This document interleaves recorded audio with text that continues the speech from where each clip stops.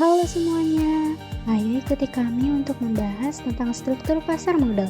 Pertama-tama, Apa itu pasar modal? Pasar modal adalah tempat bertemunya investor dan perusahaan yang membutuhkan dana. Produk pasar modal itu ada 3, yaitu obligasi, saham, dan reksadana. Pasar modal sendiri terdiri dari 2 macam, yaitu ada pasar primer dan juga sekunder. Yang pertama ada pasar primer. Pasar primer itu adalah penawaran saham baru, go public atau initial public offering atau IPO.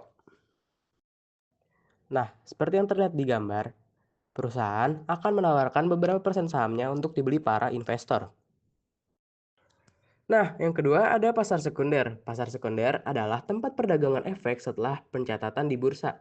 Pasar sekunder bisa berupa jual beli saham antara para investor dengan investor yang lainnya.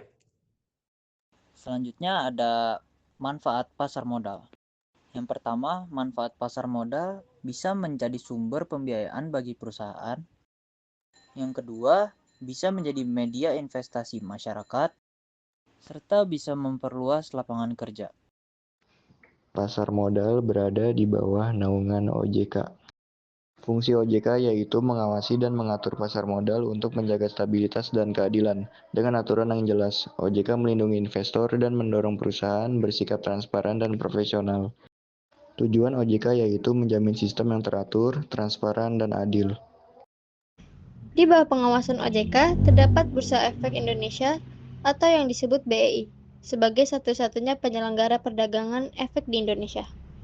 Fungsi BEI yaitu memfasilitasi perdagangan yang teratur, wajar, dan efisien.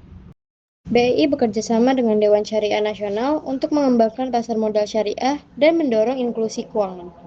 Kita lanjut ke struktur pasar modal yang kedua, itu ada lembaga clearing dan penjaminan atau LKP.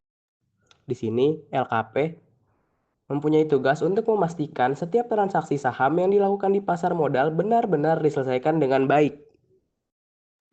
Untuk selanjutnya ada fungsi dari LKP, yaitu adalah untuk mencegah resiko kegagalan penyelesaian transaksi yang berpotensi merugikan pelaku pasar. Lanjut ada struktur pasar modal yang terakhir, yaitu LPP.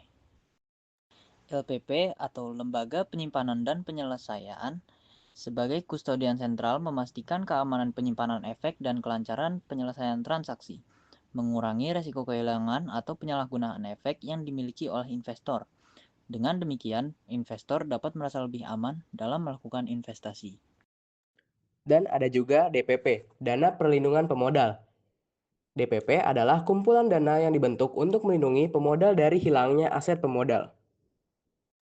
Untuk di Indonesia, PT yang menyelenggarakan dana perlindungan pemodal adalah PT Penyelenggara Program Perlindungan Investor Efek Indonesia atau yang dapat dikenal sebagai Indonesia SIP. Untuk besaran maksimal klaim perlindungan hingga 250 juta per investor untuk satu kustodian dan 100 miliar untuk setiap kustodian. terima kasih atas perhatiannya. Jangan lupa subscribe dan bunyikan loncengnya.